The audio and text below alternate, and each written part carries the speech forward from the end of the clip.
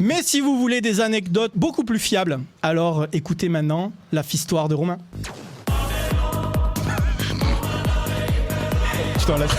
Eh oui, vous le savez, c'est l'histoire. Coup de poing. Romain, tu vas nous parler de l'armée de terre cuite.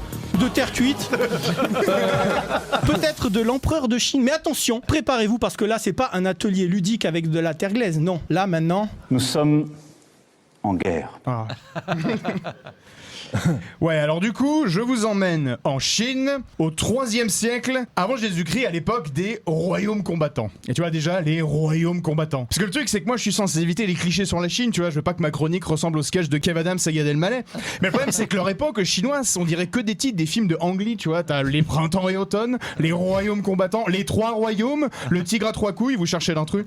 En tout cas, le personnage qui va nous intéresser ici, c'est Qin Shi Huang, littéralement, le premier empereur. Là, je frime un peu avec mon accent de FDP d'école de commerce qui a fait son échange en Chine, mais je l'aurais pas fait à l'époque, car il était interdit de prononcer son nom de son vivant. Et c'est jamais bon signe, hein, sur le caractère d'un personnage, on se rappelle de celui dont il ne faut pas prononcer le nom, ou de celui qu'il faut sucer pour un appart.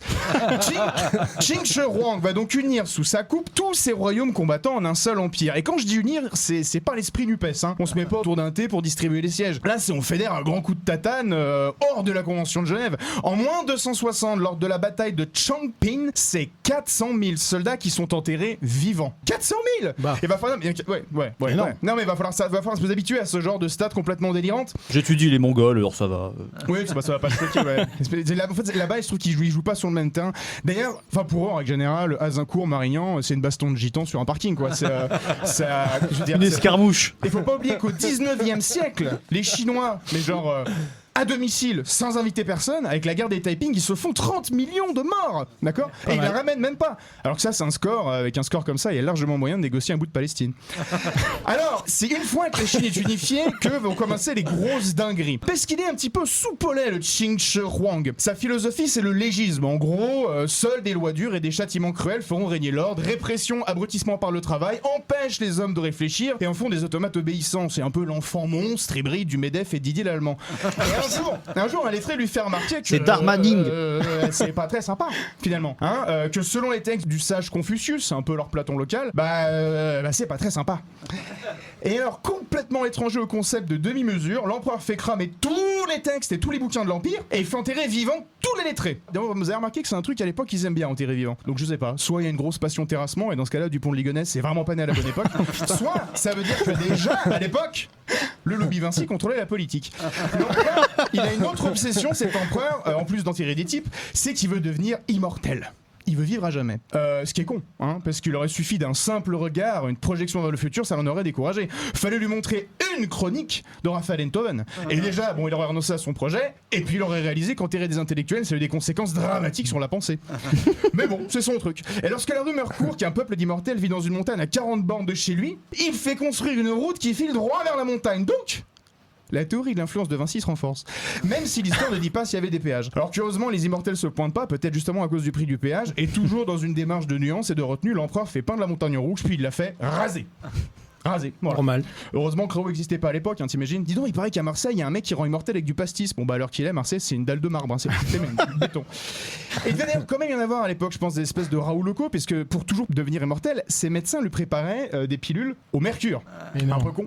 Pas très malin, surtout qu'à peine un siècle plus tard, le vrai élixir d'immortalité a été découvert par Brigitte Macron. Enfin, après, il va falloir aussi faire monter une incroyable expédition maritime pour trouver des îles remplies d'immortels, toujours, voilà. L'expédition disparaît mystérieusement. Je pense qu'on sait bien que le capitaine, il a fait 4 bornes, il s'est retourné, il s'est adressé à l'équipage. Bon, on est d'accord, les gars, que l'objectif est complètement con. Hein, y a des gens qui sont chauds ici, qui viennent dans une terrasse. Je pense pas. Allez, direction Ibiza. Et du coup, à force de se blinder de mercure, l'empereur finit par claquer et c'est le moment de parler de sa tombe. Waouh! Dissimulée sous une colline de 100 mètres de haut, elle fait 12 hectares, donc autant de terrain de foot. Et forcément, le mec, il pouvait pas partir comme un paix, comme ça, sans faire enterrer des gens vivants.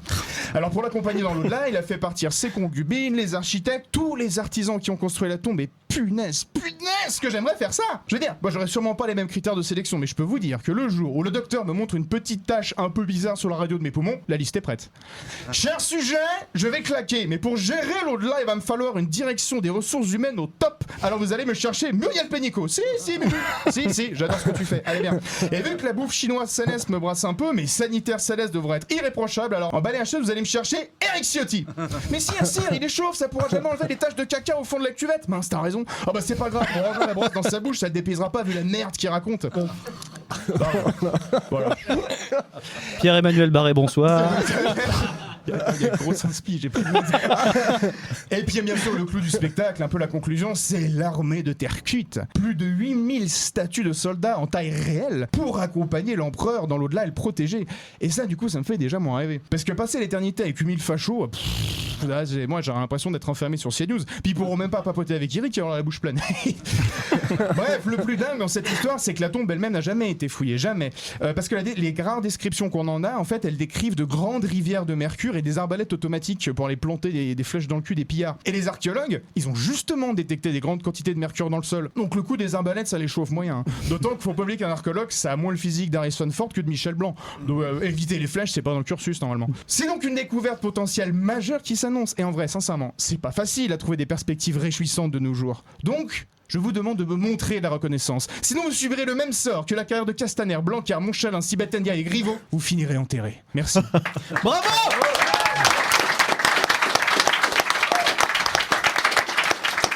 Romain, mais il est tellement ouf. Abonnez-vous, likez et partagez notre podcast Louis 1664 à retrouver bien évidemment en intégralité sur vos applications de podcast préférées. Louis 1664, c'est l'émission Histoire et Humour. Josquin, Romain, Rémi et leurs invités vous accueillent à leur table pour donner à l'histoire la saveur d'un apéro entre amis.